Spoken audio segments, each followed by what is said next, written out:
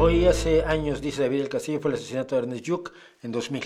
En 2000, una de las primeras cosas que me tocó sufrir ya habiéndome venido a vivir a España, el asesinato brutal del creador de la sanidad pública española, Ernest Lluch, a manos de las bestias de ETA.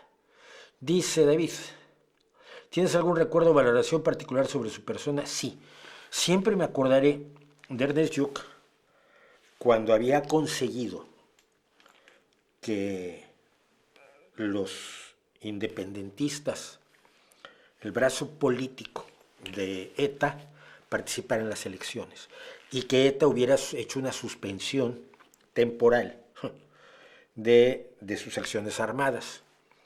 Y recuerdo el discurso donde Ernest Lluch le decía, gritad, porque lo insultaban, lógicamente, es socialista, y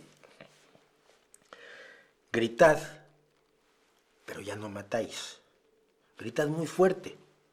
Buenas tardes, hola, ¿qué tal? ¿Cómo estamos? ¡Qué alegría! ¡Qué alegría llegar a esta plaza y ver que los que ahora gritan antes mataban y ahora no matan!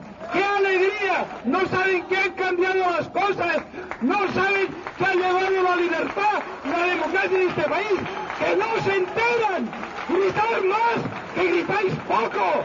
¡Gritar! Porque mientras gritáis no mataréis y es buena señal. Empezaron a matar después, por supuesto, y por supuesto mataron socialistas. Esto siempre se les olvida, salvo cuando les conviene a la ultraderecha española.